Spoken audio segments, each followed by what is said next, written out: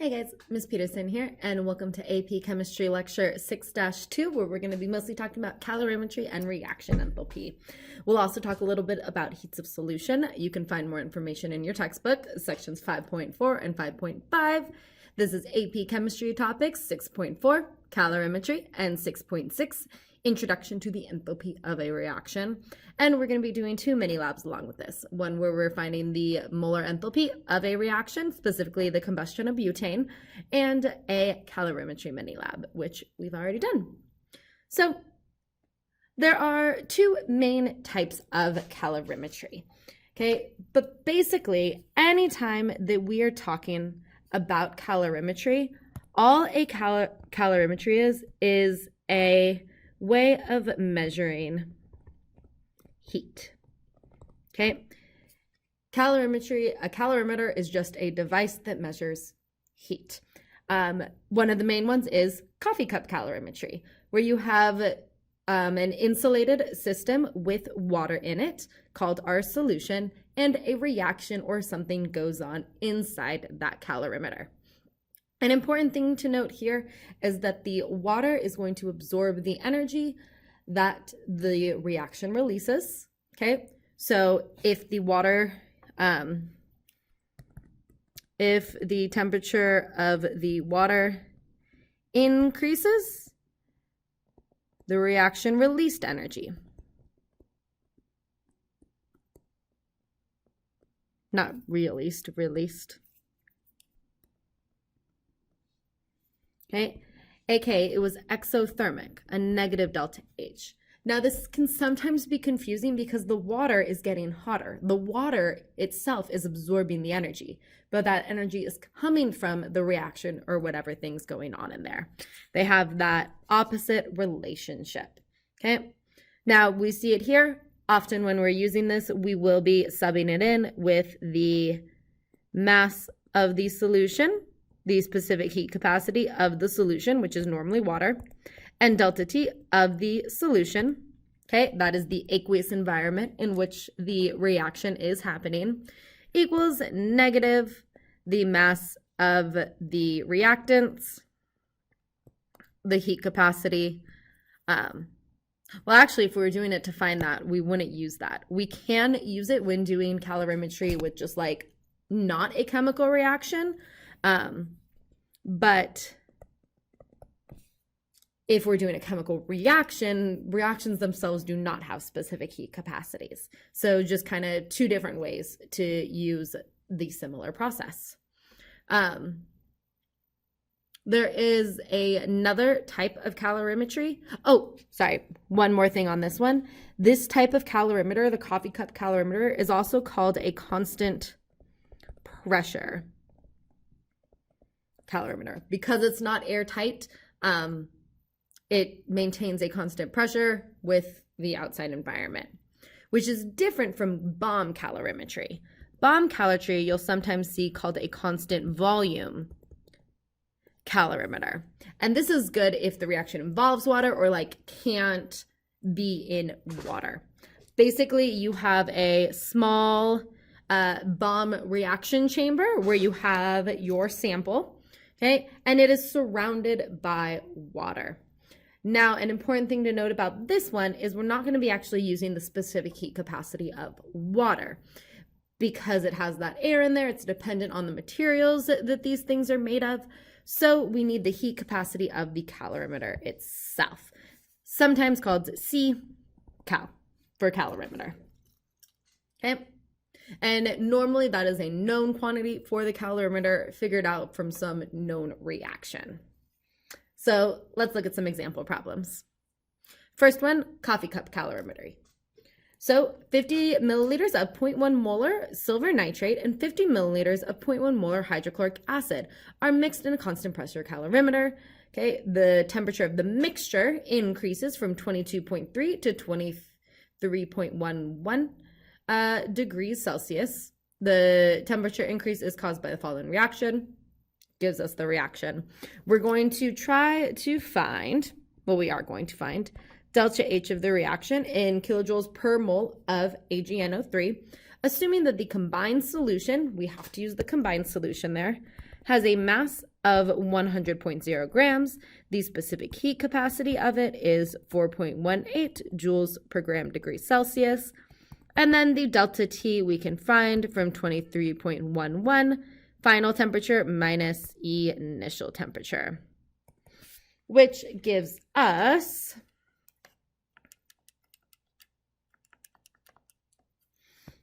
0.81 degrees Celsius. Okay, so first thing, let's just think about the sign of this real quick. The water temperature increased. Does that mean that this reaction released energy, exothermic, or absorbed energy, endothermic? Well, the water got hotter. That means this chemical reaction produced energy. It is exothermic, which means it has a negative delta H value. Okay, that's going to be important in a little bit. But let's just go ahead and figure out how much heat this water absorbed. Okay, so Q equals MC delta T. So we plug in our values.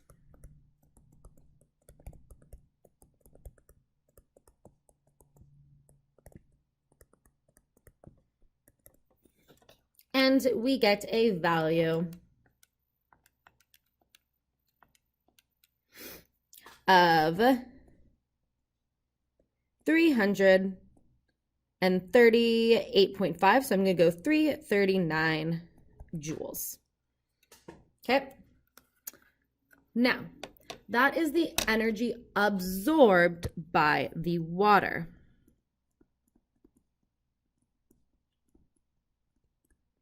And it makes sense that it's positive because the water had an increase in energy. It absorbed that energy. But for the silver nitrate, for the reaction, that is releasing energy. That's where that negative Q comes in. Okay, so we know then the Q of the reaction was negative 339 joules. Okay. Now, I am going to go ahead and convert this to kilojoules because that's what we want our units in. So you divide it by 1,000, aka move that decimal over 3 places. So 0.339 kilojoules. Now, that is for the reaction of 50 milliliters of 0.1 molar with 50 milliliters of 0.1 molar. We want to know delta H in kilojoules per mole. So how many moles of AgNO3 were in this reaction? Let's go ahead and find that. Okay, so if we have 50 milliliters, that's 0.050 liters times 0.100 mole per liter gives us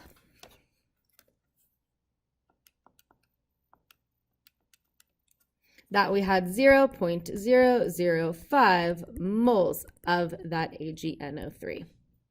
Okay, and now we're ready to find our delta H.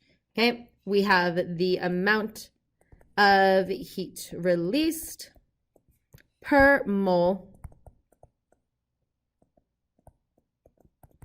And when we plug that into our calculator, we get negative 67.8, and we can just say negative, now let's go 67.8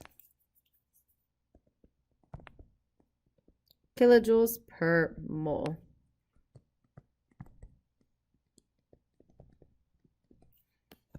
So that is how we can experimentally determine the heat of a reaction. Okay, cool. Okay, cool. Let's look at one from a bomb calorimeter. So the combustion of methyl hydrazine, aka rocket fuel, produces N2, CO2, and H2O. And we have that reaction right there. When 4 grams of it is combusted in a bomb calorimeter, the temperature of the calorimeter increases from blah, blah, blah, blah, blah, blah, blah, blah. Okay, cool. Let's write down our known values. So our mass of our methyl hydrazine, so CH6N2, is going to be 4.00 grams. The delta T for the calorimeter is going to be 39.50 minus 25.00. And our heat capacity of the calorimeter is 7.794 kilojoules per degree Celsius.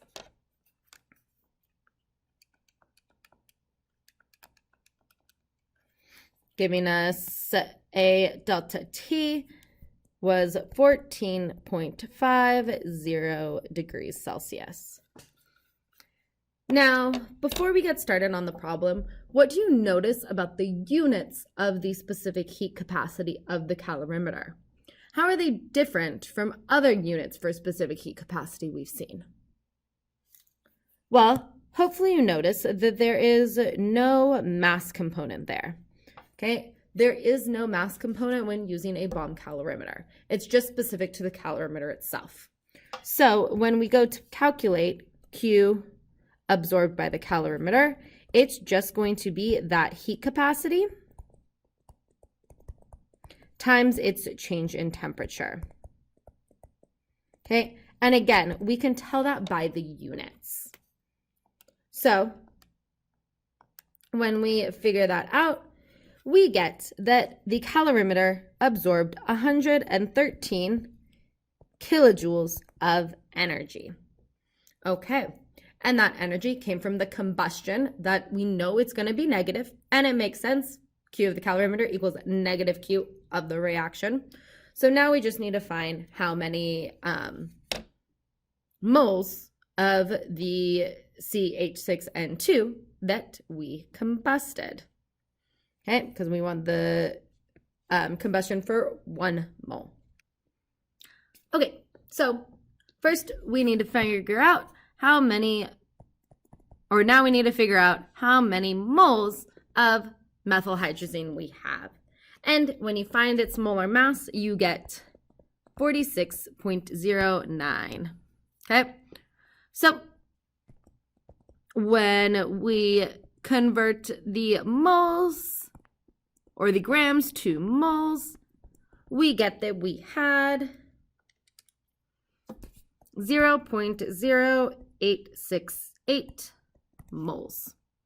So we can find our delta H by taking the heat released minus the number of moles that produced that much heat, and we get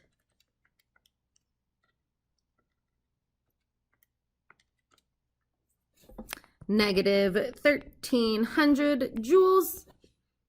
Oh, nope, kilojoules per mole. Okay, and unsurprisingly, rocket fuel produces a lot more energy when it reacts than the silver nitrate hydrochloric acid reaction. Okay, cool? Okay, cool. Now let's talk about another process that we could use calorimetry to find, but just a different application. And this is called the enthalpy of solution, or heat of solution.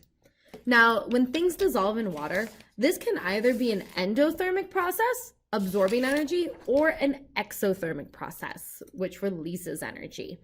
And that's because of the way that something making a solution, okay, going from solid to aqueous, the way that that happens. You can kind of think of it in terms of 3 steps.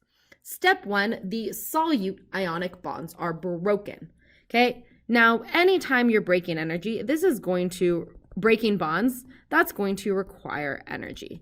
That is always going to have a positive delta H. Now, this measurement of breaking those energies should be kind of familiar to you. This is the lattice energy.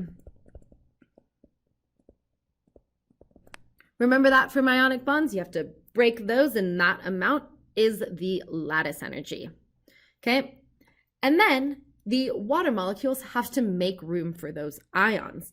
They have to spread apart, which weakens their intermolecular attractions, okay? Those hydrogen bonds if it's water.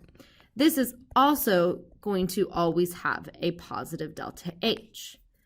But then how are some heats of solution, how do they produce energy? And it's because of the ion dipole interactions. Those ions that are now ions, not bonded, attract the water molecules and form new intermolecular attractions. This is always going to be exothermic. Now, these two steps together, the spreading out of the water and the forming the new intermolecular attractions, is called the hydration energy. Okay? And it is the balance between the lattice energy and the hydration energy that determines when something forms a solution. Is it going to be endothermic or exothermic? And you can see that represented here. In an endothermic reaction, the hydration is bigger than the lattice energy, okay, in magnitude. So that, which is always going to be less than 0, has a bigger magnitude, making that overall process negative, okay, making the heat of solution negative, thus exothermic, okay. It releases energy and heats up the water around it, okay. So the delta H for the whole process is negative, okay, and sometimes that abbreviation is solution. Where for an endothermic one, which you'll see here with a positive delta H, that one, the hydration is smaller, so the lattice energy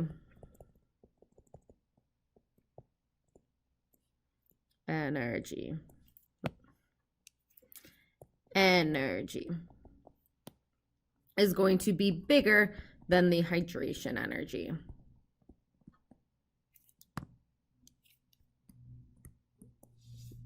Okay, cool?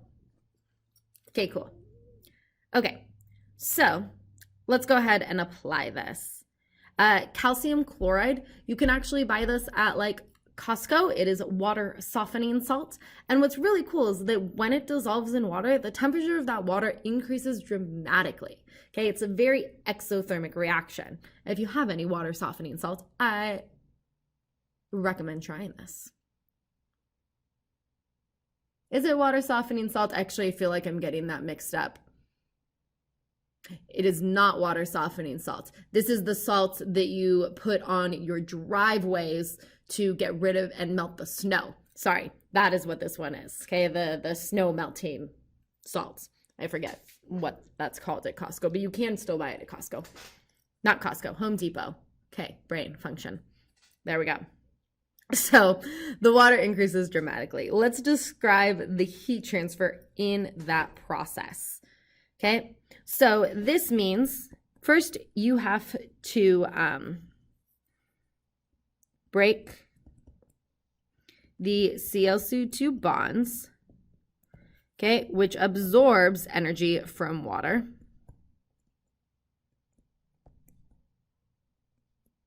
If that is what it is happening in.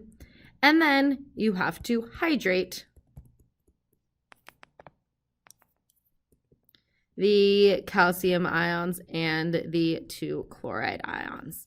This releases energy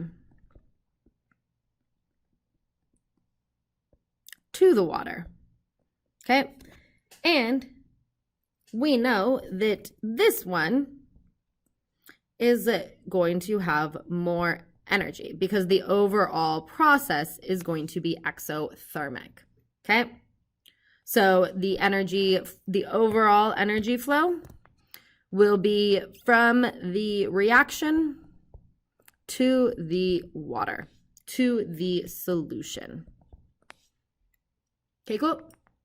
Okay, cool. So if this releases energy, how does the lattice energy and the hydration energy compare? Well, if this releases energy, and hydration is what can release energy, the lattice energy must be smaller. So lattice energy is going to be less than the hydration energy. Okay? Okay, cool. Okay, cool. So compared to CaCO2, how would you predict the hydration energy of CaF2 to compare? Okay, so we're thinking about the intermolecular interaction, going back to that unit, where it is the ion with the dipole of the water. Okay, and this is all Coulomb's law. Just a direct application of Coulomb's law. The calcium's the same, so we're just talking about the difference between the chloride ions and the fluoride ions. Okay, so go way back. Who is going to be bigger, fluorine or chlorine? Chlorine's going to be bigger because it has another energy level. Okay, looking at my periodic table here. Fluorine's going to be smaller. So are those attractions going to be stronger or weaker? They're going to be stronger. Okay, because fluorine's smaller,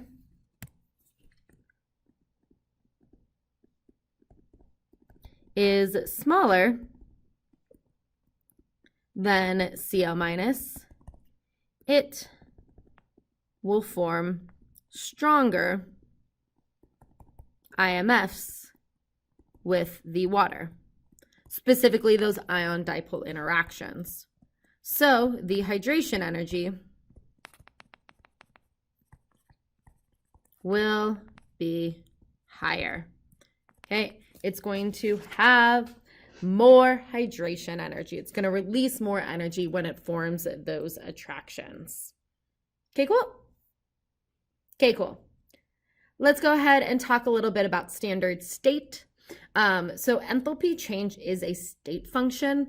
What that basically means is it depends on just the initial and final states, not the direction and how it happens in the middle. Okay, just the initial and final. This does mean that things like a catalyst will not change the enthalpy. Okay, it changes that process, that mechanism in between it, but not the initial and final states. Okay, and often when we talk about standard state, these are our conditions. All gases are at 1 atmosphere. Liquids and solids are pure. Solutions are at 1 molar. And the temperature is typically 25 degrees Celsius or normal lab conditions. Okay, that is room temperature, 298 Kelvin. So far we've gone over how to find this delta H experimentally. But what if we don't have access to a calorimeter? How else can we find it? Okay. There are 3 ways. You can know the molar enthalpies of the reaction. This is a known quantity and what we're going to talk about next. Okay. We could also do it from the enthalpies of the formation, the molar enthalpies for the reactions that combine, or there's another way to do it using the bond energies. Okay. The molar enthalpies of the reaction is what we've kind of already seen. So I'm going to be talking about those specifically in this lecture, where these 3 methods will be in our next lecture. Okay. And this honestly is just stoichiometry. We saw how to use it to go from the amount of a reaction to the molar enthalpy when we did our calorimetry examples. Now we're going to see how to do it when you know the molar enthalpy, but you're looking for a specific amount. Basically the reverse of that. Okay. We know the enthalpies for a lot of different standard reactions. Okay, and you'll often see it after it as delta H for the reaction. Okay, but basically it is just the products minus the reactants. An important thing to note about this is if you're given it for a reaction, you are also given it for the reverse of that reaction. It just has a different sign on it, but the magnitude stays the same. Okay, let's look at an example. The complete combustion of ethanol, C2H5OH, it even gives us its molar mass, proceeds as follows. And we have that reaction with the delta H specific to this reaction. Now it wants to know what is the enthalpy change for the combustion of 15 grams of ethanol. Okay, this is just a conversion problem. You can use this as a conversion factor. It converts between amount and energy. Okay, so if I start with my 15.0 grams of the ethanol, I need to convert it to moles because I know this in moles. For every 46.0 grams, I have 1 mole of the ethanol. And then I know for every 1 mole of ethanol that reacts, it's going to produce negative 555 kilojoules of energy. And I just plug that into my calculator. and I get negative 180.9. So I'm going to go 181 kilojoules. So that would be the enthalpy change if 15 grams of ethanol combusted. What about a decomposition reaction? We have hydrogen peroxide decomposing. We're given it in kilojoules per mole for this reaction. Note, when we're given it next to a reaction, it always follows the stoichiometry of that reaction. So if we have 5.00 grams of H2O2, the molar mass of H2O2 is 2.02 plus 2 oxygens, which is 34.02. And then I know for 2 moles that react, I produce 196 kilojoules. Okay. Note, it is specific to that reaction stoichiometry. So 5 divided by 34.02 times negative 196.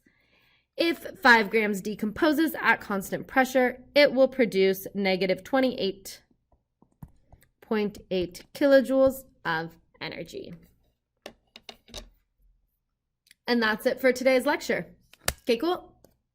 Okay, cool.